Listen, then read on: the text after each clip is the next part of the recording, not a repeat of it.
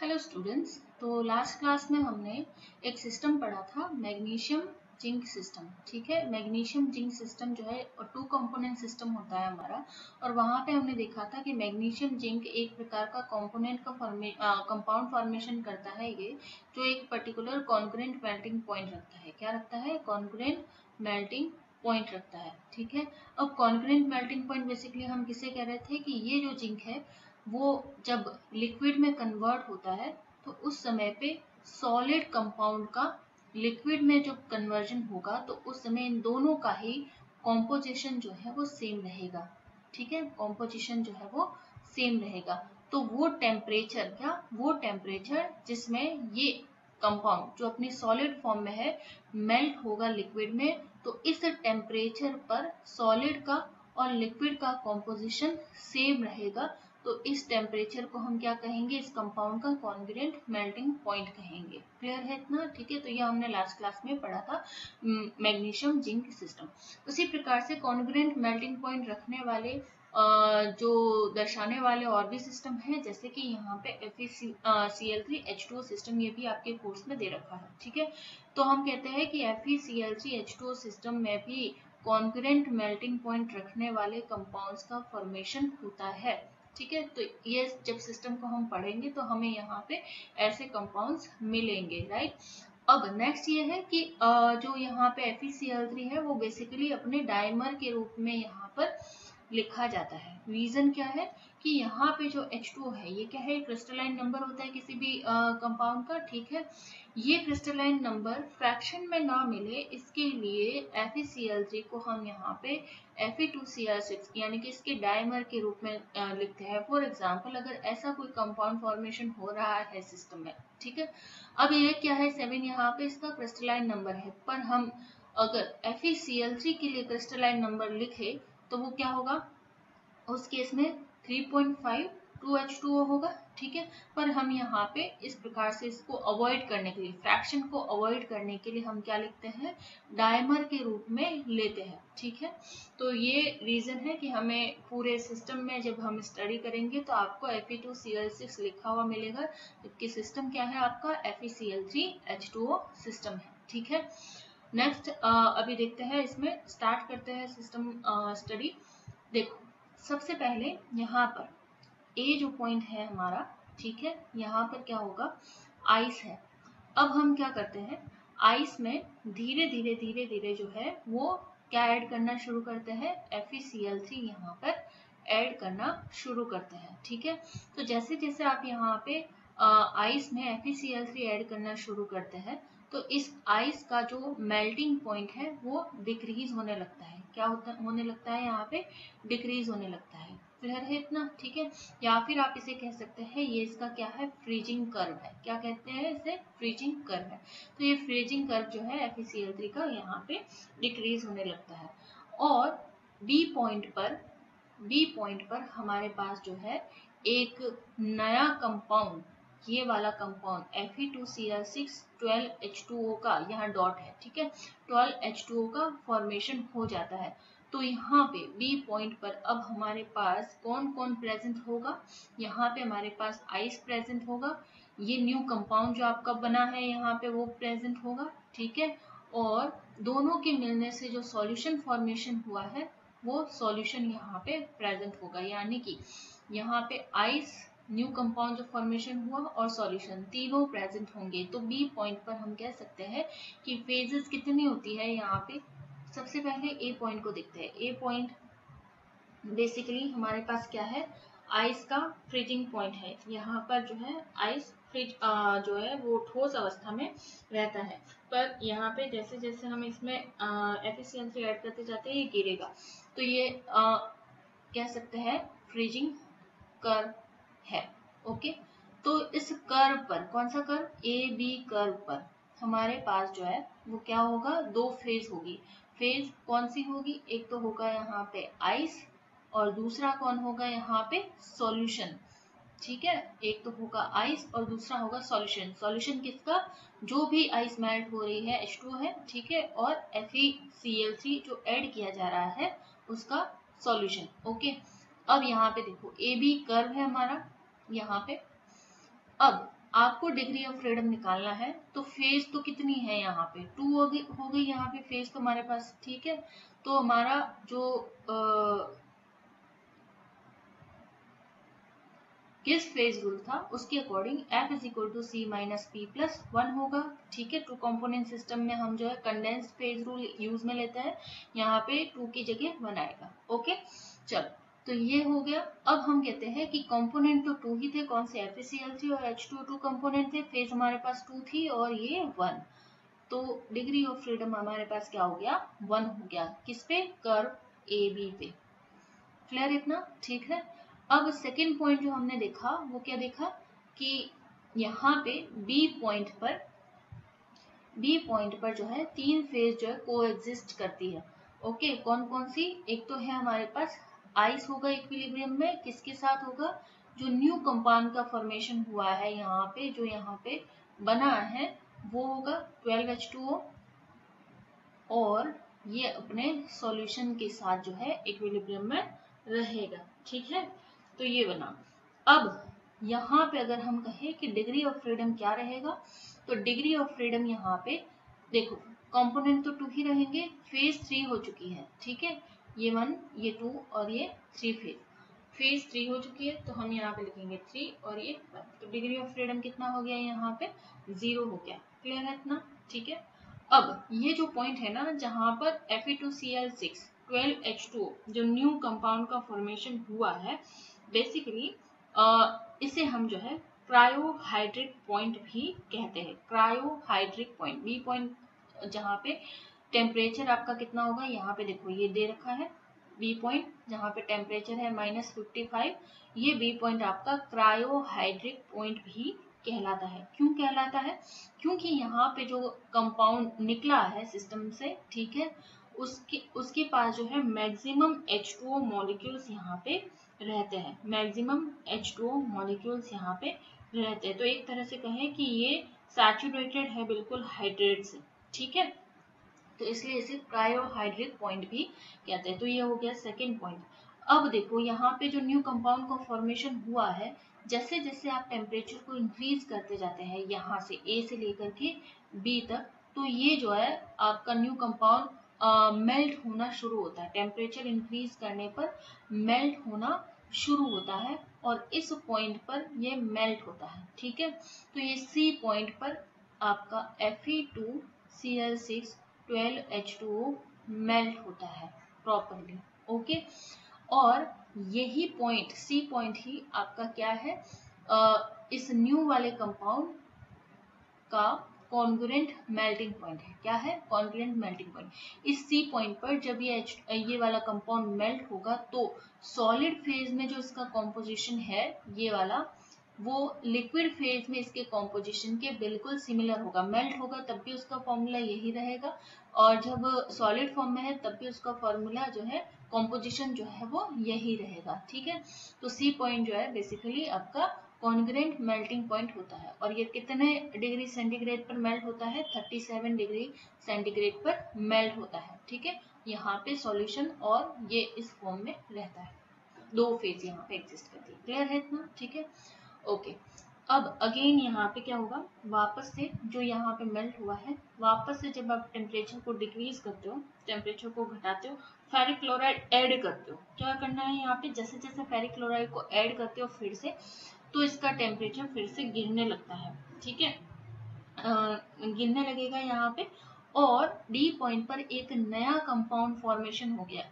जैसे जैसे, फिर से सुनो, जैसे जैसे यहाँ से सी पॉइंट से फिर से FeCl3 ऐड करना शुरू करते हो, डी पॉइंट पर आते आते एक नया कंपाउंड जिसका क्या कहते हैं उसे, क्रिस्टलाइन नंबर 7H2 है, ये फॉर्म हो गया, ठीक है। तो यहाँ पे ये फॉर्म होने के बाद फिर से डी पॉइंट पर, जो अगर मैं कहूँ आपको कि डी पॉइंट पर डी पॉइंट पर हमारे पास Fe2Cl6 12H2O रहेगा, ये इक्विलिब्रियम में रहेगा। जो न्यू कंपाउंड फॉर्मेशन हुआ है उसके Cl6 7H2O, और ये अपने सॉल्यूशन के साथ इक्विलिब्रियम में रहेगा। क्योंकि यहाँ से जैसे ही बढ़ेंगे, आइस तो बिल्कुल ही जो है गायब हो जाएगा, यहाँ से सिर्फ एक ही कंपाउंड बचेगा। फिर FeCl3 ऐड करते जाते हो तो न्यू कंपाउंड फॉर्मेशन होता है, ठीक है। और यहाँ पे जो ये न्यू कंपाउंड फॉर्मेशन, ऑब्वियस बात है यहाँ पे इस D वाले पॉइंट पर भी जो F की वैल्यू होगी वो 0 होगी, ठीक है। और B से C तक जो है F की वैल्यू क्या होगी, यहाँ पे B से C जब जाएंगे तब F की वैल्यू क्या होगी, 1 ही होगी। क्यों 1 क्यों होगी, यहाँ पे देखो 1 क्यों होगी, यहाँ पे इस Fe2Cl6 12H2O सॉलिड फॉर्म में भी रहेगा और ये लिक्विड फॉर्म में भी रहेगा, ठीक है। तो उस केस में ये अपने सॉल्यूशन के साथ जो है वो क्या रहेगा, इक्विलिब्रियम में रहेगा। तो वहां पे फेज कितनी हो जाएगी, यहाँ पे फेज यहाँ पे 2 हो जाएगी, ठीक है। इस वजह से यहाँ पे F की वैल्यू 1 होगी। क्लियर है इतना। तो ये हो गया कि B से C पर F की वैल्यू 1 होगी। यहाँ पे जो है ये आपका कॉन्ग्रुएंट मेल्टिंग पॉइंट है। फिर FeCl3 ऐड करते जाते हो, D पॉइंट आपको यूटेक्टिक पॉइंट मिलता है, न्यू कंपाउंड फॉर्मेशन होता है। यहाँ पे D पॉइंट पर ये तीनों फेज जो है इक्विलिब्रियम में रहेगी। उस समय इसके F यानी डिग्री ऑफ फ्रीडम की वैल्यू 0 होगी। फिर ये जो न्यू कंपाउंड फॉर्मेशन हुआ है, ये D से E जो है इसका न्यू जो है वो विलेयता वक्र है यहाँ पे फिर से, ठीक है। D से E क्या है, विलेयता वक्र है। किसका विलेयता वक्र है, Fe2Cl6 7H2 का विलेयता वक्र है। और इस वाले पॉइंट पर ये पूरी तरह से मेल्ट हो जाता है, ठीक है। यानी कि E पॉइंट पर जो सॉलिड फॉर्म में 7H2O युक्त कंपाउंड होगा और जो लिक्विड पॉइंट में 7H2O युक्त ये जो कंपाउंड है, दोनों का कॉम्पोजिशन सेम रहेगा, ठीक है। तो बेसिकली E पॉइंट जो है वो 7H2O युक्त कंपाउंड का क्या है, कॉन्ग्रुएंट मेल्टिंग पॉइंट है ये। क्लियर इतना, ठीक है। और फिर वापस से आप FeCl3 ऐड करते जाते हो तो न्यू कंपाउंड यहाँ पे फिर से मिलता। इस तरह से यहाँ पे F G H I J K पर आपको न्यू न्यू कंपाउंड का फॉर्मेशन होता मिलेगा, ठीक है। F पर आपको ये वाला कंपाउंड मिलेगा, H पर आपको ये वाला कंपाउंड मिलेगा, J पर जो है पूरी तरह से कंपाउंड निर्जलीकृत हो जाता है, डिहाइड्रेट हो जाता है। आप यहाँ पे नोटिस करेंगे H2O मॉलिक्यूल है ही नहीं, इसके क्रिस्टलाइन नंबर है ही नहीं, ठीक है। मतलब अब जो कंपाउंड मिला है आपको J पॉइंट पर वो बिल्कुल ही डिहाइड्रेटेड कंपाउंड है, ओके। ये सारे कंपाउंड जो आपके न्यू कंपाउंड कर जो है, जो न्यू कंपाउंड फॉर्मेशन होगा उनका जो है वो विलेयता वक्र है, ठीक है, सॉलिबिलिटी कर्व है, ओके। और ये सारे के सारे राइट, ये सारे के सारे क्या है, कॉन्ग्रुएंट मेल्टिंग पॉइंट को दर्शाते हैं पॉइंट सारे के सारे, ठीक है। और D F H J ये सारे के सारे क्या है, हमारे यूटेक्टिक पॉइंट है, ठीक है। तो कर्व्स पर तो हमें यहाँ पे क्या मिल रहा है, कर्व्स पर हमें डिग्री ऑफ फ्रीडम जो है वो 1 के बराबर मिलेगा और यूटेक्टिक पॉइंट पर जो है वो डिग्री ऑफ फ्रीडम 0 के बराबर हमें यहाँ पे मिलता है। तो ये था FeCl3H2O सिस्टम, ओके। आप यहाँ पे देख सकते हैं सबके लिए जो है टेम्परेचर दे रखा है कि अलग अलग जो कंपाउंड फॉर्मेशन हो रहे हैं FeCl3 ऐड करने पर उनका यूटेक्टिक पॉइंट क्या है, यानी कि वहाँ पे टेम्परेचर कितना है और उनका जो है कॉन्ग्रुएंट मेल्टिंग पॉइंट कितना है उन पर्टिकुलर कंपाउंड्स का। क्लियर है इतना, ठीक है। तो ये था Fe2Cl6 या फिर FeCl3H2O सिस्टम, ओके। चलो, तो यहाँ पे ये कंप्लीट हुआ। नेक्स्ट जो है हमारा वो सिस्टम हम पढ़ेंगे। नेक्स्ट टॉपिक देखते हैं compound formation with incongruent melting point, okay. हमने अभी तक देखा कि जब भी हम दो कंपोनेंट का कॉम्बिनेशन होता है तब एक नया कंपाउंड बनता है। और पिछले दो सिस्टम जो हमने पढ़ा है उसमें देखा कि जो नया कंपाउंड बनता है वो एक पर्टिकुलर टेम्परेचर पर मेल्ट होता है जहाँ पे उसका कॉम्बिनेशन सेम रहता है।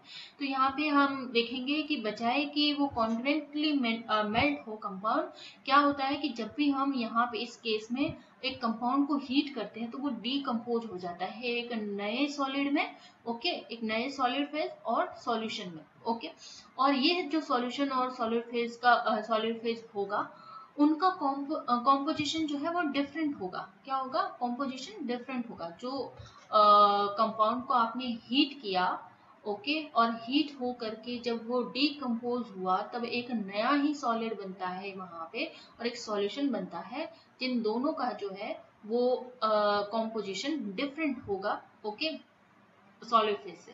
तो हम यहाँ पे कहते हैं कि ऐसे केस में उस कंपाउंड को हम कह सकते हैं कि वो इनकॉन्ग्रुएंट मेल्टिंग पॉइंट रखता है, ठीक है। तो अब यहाँ पे देखते हैं कि इस तरह का कौन सा सिस्टम है। तो NaClH2O वाला system basically incongruent melting point रखने वाला कंपाउंड का फॉर्मेशन यहाँ पे इस सिस्टम में देखने को मिलेगा। तो यहाँ पे सबसे पहले देखते हैं, हम सिस्टम को स्टडी करना स्टार्ट करते हैं। तो ये है पॉइंट आपका 0 डिग्री सेंटीग्रेड, जहाँ पे क्या है, आइस है। ओके, आइस क्या है, आइस आप कह सकते हैं कि इसका फ्रीजिंग पॉइंट भी हो सकता है, इसका मेल्टिंग पॉइंट भी हो सकता है। ठीक है, इसी पॉइंट पर जो है आइस मेल्ट कर सकता है। ओके, तो हम यहाँ पे कहते हैं ये इसका मेल्टिंग पॉइंट है। Okay, 0 degree centigrade melting point है या फिर फ्रीजिंग पॉइंट है, दोनों पर ही।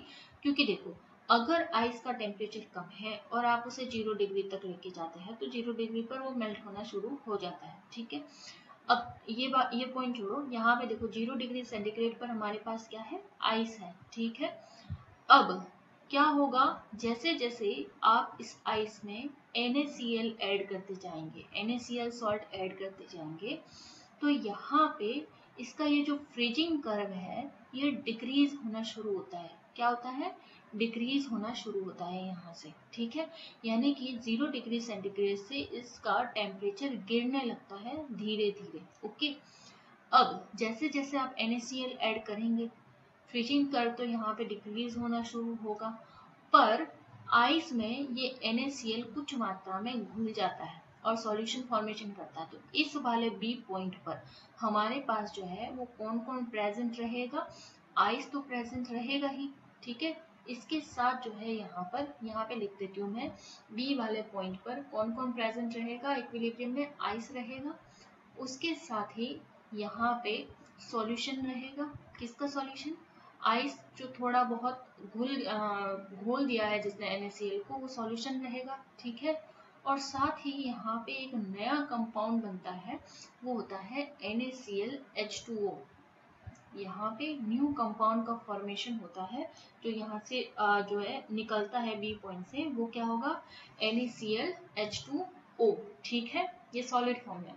तो ये जो है तीनों आपस में B पॉइंट पर इक्विलिब्रियम में रहते हैं। इससे पहले A पॉइंट को देखो, A से लेकर के जो B कर्व है, या फिर मैं कहूँ AB कर्व, पहला ये दूसरा ये, AB कर्व पर बेसिकली क्या होगा, AB कर्व पर आपका आइस रहेगा और आइस के साथ जो है NaCl का सॉल्यूशन है वो यहाँ पे आपस में इक्विलिब्रियम में रहेंगे। तो डिग्री ऑफ फ्रीडम कितना है, तो कंपोनेंट तो कितना है, 2 है, NaClH2O, फेज कितना है, 2 है, और ये 1।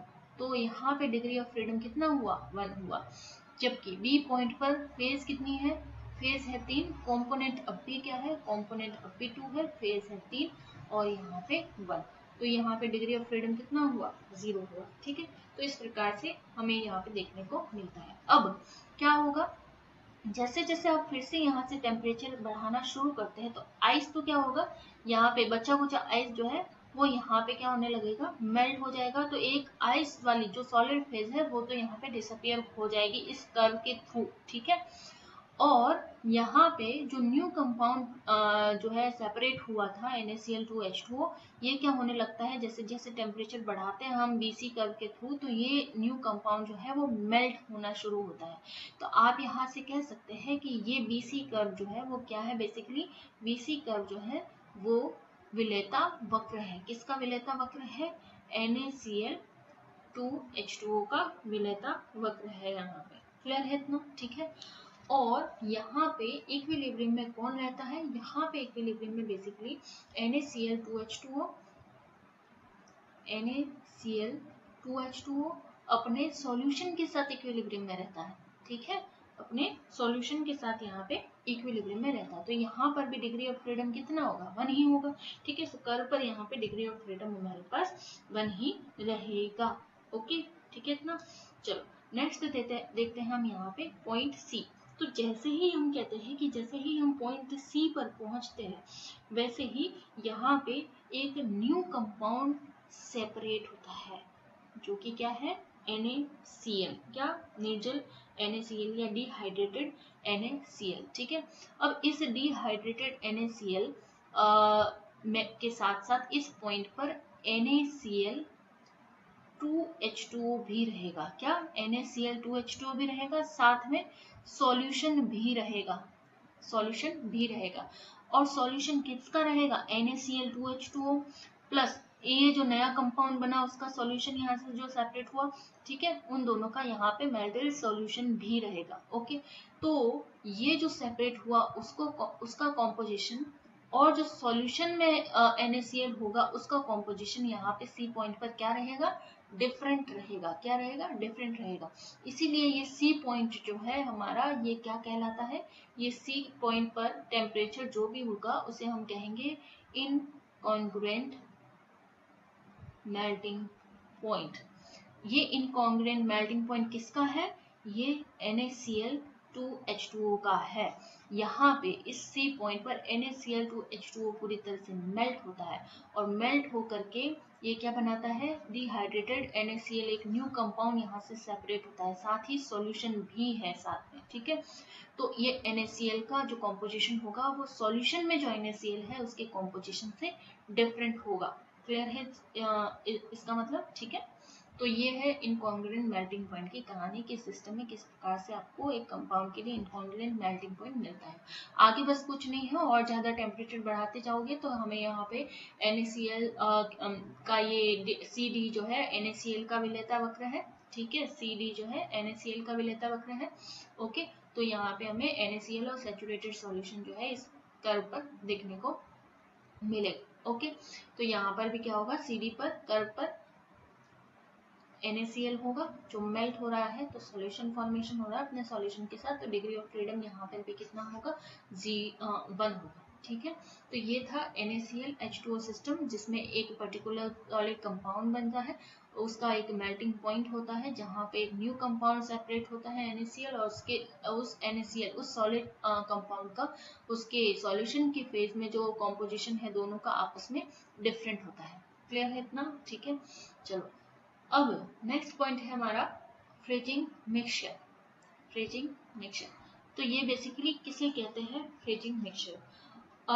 ये टॉपिक आपका अलग है, पर इसे समझने के लिए आपको NaCl H2O का ही एग्जाम्पल, सिस्टम का ही एग्जाम्पल आपको लेना पड़ेगा, ठीक है। तो फ्रीजिंग मिक्सचर की बेसिकली कहानी क्या है और इसको कैसे आप एक्सप्लेन कर सकते हो फ्रीजिंग मिक्सचर को। तो होता क्या है, देखो फ्रीजिंग मिक्सचर किसे कहते हैं, यहाँ पे मैं इसको थोड़ा सा क्लियर कर दूं।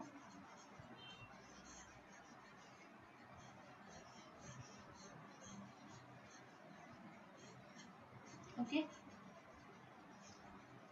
यहाँ पे कहानी होती है फ्रीजिंग मिक्सचर की कि ऐसा मिक्सचर जिसमें कि यहाँ पे 2 कंपोनेंट होंगे, एक कंपोनेंट में दूसरा कंपोनेंट जब आप ऐड करते जाते हो, ठीक है, तो उसका फ्रीजिंग कर्व जो है वो डिक्रीज होता जाता है। ऐसा मिक्सचर जिसमें एक कंपोनेंट में जब आप दूसरा कंपोनेंट ऐड करते जाते हो तो पहले कंपोनेंट का फ्रीजिंग मिक्सचर जो है वो डिक्रीज होता जाता है, ठीक है।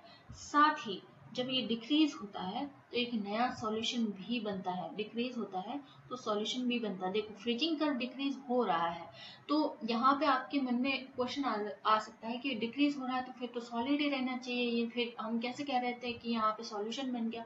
तो यहाँ पे देखो आपने डेली लाइफ में देखा होगा, ठीक है, कि जनरली अभी जैसे कि गर्मियों के सीजन में बर्फ की सिल्लियाँ आपको देखने को मिलती होगी शॉप पे वगैरह, तो उस पर जो है वो नमक छिड़का जाता है, बर्फ की सिल्लियों पर नमक छिड़के उसको ढक कर रखते हैं। रीजन क्या है, ताकि वो लंबे समय तक जो है वो अपनी सॉलिड फेज में ही रहे। पर इसका मतलब ये थोड़ी है कि जो आपने सॉल्ट ऊपर डाला था वो एज इट इज रहा है, वो तो घुल गया है, पर घुलने के बाद भी वो उस आइस की सिल्ली को क्या कहते हैं, मेल्ट ना होने के लिए रखता है, ठीक है, मेल्ट नहीं होने देता आसानी से। ओके, तो यहाँ पे क्या होता है, यहाँ पे ये सब कुछ किस वजह से हो रहा है, इसके पीछे का कंसेप्ट क्या, तो देखो जैसे ही आप एक बर्फ की सिल्ली पर NaCl को डालते हैं या सॉल्ट को डालते हैं, ठीक है, तो उसमें घुलने के लिए आपको क्या देनी होगी, एनर्जी देनी होगी, ठीक है, एनर्जी देनी होगी। अब अगर ऐसा केस है कि वो एनर्जी जो है अपने सराउंडिंग से नहीं ले सकता, घुलने के लिए सराउंडिंग से एनर्जी नहीं लेगा, तो वो उसी सिस्टम से एनर्जी लेगा, ठीक है, यानी कि आइस की ही उसकी एनर्जी यूज में लेगा, ठीक है। और जैसे ही NaCl उस आइस में घुलने के लिए एनर्जी लेगा सिस्टम से ही, तो उस सिस्टम की एनर्जी तो अल्टीमेटली क्या करेगी, डिक्रीज करेगी। ठीक है, सिस्टम की एनर्जी तो डिक्रीज करेगी, और एनर्जी डिक्रीज करेगी मतलब उसका टेम्परेचर डिक्रीज करेगा यहाँ पे, और टेम्परेचर डिक्रीज करेगा यानी कि उसका फ्रीजिंग कर्व यहाँ पे डिक्रीज करेगा। ठीक है, तो डिक्रीज करने पर क्योंकि इसका टेम्परेचर डिक्रीज हो रहा है अल्टीमेटली, तो ये क्या होता है, आइस को लंबे टाइम तक सॉलिड फेज में रखने के लिए हेल्पफुल रहता है। तो इस तरह के जो सिस्टम होते हैं उन्हें क्या कहते हैं, हम फ्रीजिंग मिक्सचर कहते हैं। आप कह सकते हैं कि जो आइस है और जो NaCl है वो एक तरह का फ्रीजिंग मिक्सचर है। ठीक है, तो ऐसे ही दूसरे टाइप के भी फ्रीजिंग मिक्सचर आपको देखने को मिलते हैं। NaCl आइस जो है फ्रीजिंग मिक्सचर है, NH4Cl फ्रीजिंग मिक्सचर है, Ki भी फ्रीजिंग मिक्सचर है। ठीक है, इस तरह के आपको डिफरेंट डिफरेंट फ्रीजिंग मिक्सचर जो है देखने को मिलते हैं। और यहाँ पे ये प्रोसेस जो मैंने अभी आपको समझाया ना कि आइस के सिले पर जब आप NaCl डालते हो तो उसका टेम्परेचर जो है वो गिरने लगता है। क्यों गिरने लगता है, सराउंडिंग से जब एनर्जी नहीं ले पाता तो वो सिस्टम से ही लेता है घुलने के लिए। ठीक है, तो गिरने लगता है। तो यहाँ पे मैं कह रही हूँ कि जितना ज्यादा NaCl का अमाउंट होगा, ठीक है, उतना ज्यादा टेम्परेचर गिरता ही जाएगा, गिरता ही जाएगा।